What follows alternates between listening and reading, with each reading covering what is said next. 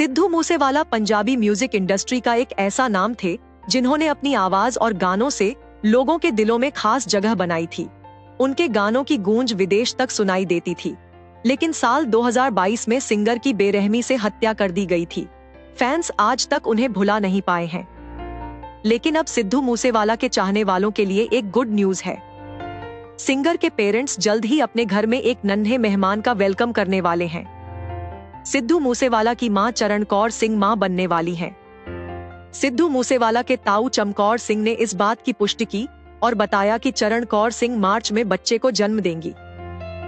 साल की चरण कौर ने प्रेगनेंसी के लिए IVF तकनीक का सहारा लिया है। सिद्धू मूसेवाला की बात करें तो उनका जन्म 17 जून 1993 को हुआ था। वो अपने माता पिता के इकलौते बेटे थे। उनका असली नाम शुभदीप सिंह सिद्धू था, लेकिन लोग उन्हें सिद्धू मूसेवाला के नाम से जानते थे। कम उम्र में ही उन्होंने अपनी खास पहचान बना ली थी। पंजाबी म्यूजिक इंडस्ट्री में सिद्धू मूसेवाला को विवादित सिंगर के तौर पर भी जाना जाता था। उन पर खुलेआम गन कल्चर को बढ़ावा देने का आरोप भी लगा था, लेकिन फैंस उन पर फिदा रहते थे। 29 मई 2022 वो दिन था जब पंजाबी म्यूजिक इंडस्ट्री की शान कहे जाने वाले सिद्धू मूसेवाला जिंदगी की जंग हार गए थे। कुछ गुंडों ने गोली मारकर उनकी हत्या कर दी थी। सिद्धू की मौत से उनके माता पिता को गहरा सदमा लगा था। परिवार अब तक अपने घर के चिराग की मौत के गम से बाहर नहीं निकल पाया है।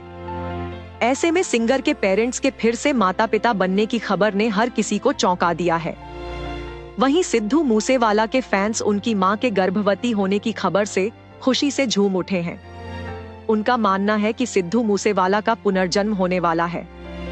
हालांकि सिंगर के पेरेंट्स ने अभी तक इन खबरों को कंफर्म नहीं किया है। बहरहाल जो लोग ये सोच रहे हैं कि 58 साल की उम्र में कोई महिला मां कैसे बन सकती है, उन्हें बता दें कि भारत में बच्चे को जन्म देने वाली सबसे उम्रदराज महिला का रिकॉर्ड आंध्र प्रदेश की महिला किसान एर्रामत्ती मंगम्मा के नाम पर दर्ज है। 2019 में उन्होंने 73 साल की उम्र में जुड़वा बच्चों को जन्म दिया था। कई सालों तक गर्भधारण करने में असफल रहने के बाद मंगम्मा ने IVF का विकल्प चुना और C-सेक्शन के जरिए 2 बेटियों को जन्म दिया था। सबसे उम्रदराज जीवित मां होने का पिछला रिकॉर्ड अमृतसर की दलजिंदर कौर गिल के नाम है, जिन्होंने 72 साल की उम्र में IVF के जरिए एक बच्चे को जन्म दिया था। तो इन मामलों में एक ही बात कॉमन है, वो है उम्र और IVF। आइए समझ लेते हैं IVF या इन विट्रो फर्टिलाइजेशन के बारे में, जो मां न बन पा रही महिलाओं के लिए वरदान से कम नहीं है। प्राकृतिक तरीके से प्रेगनेंसी में असफल रही महिलाओं के लिए IVF गर्भधारण का एक तरीका है।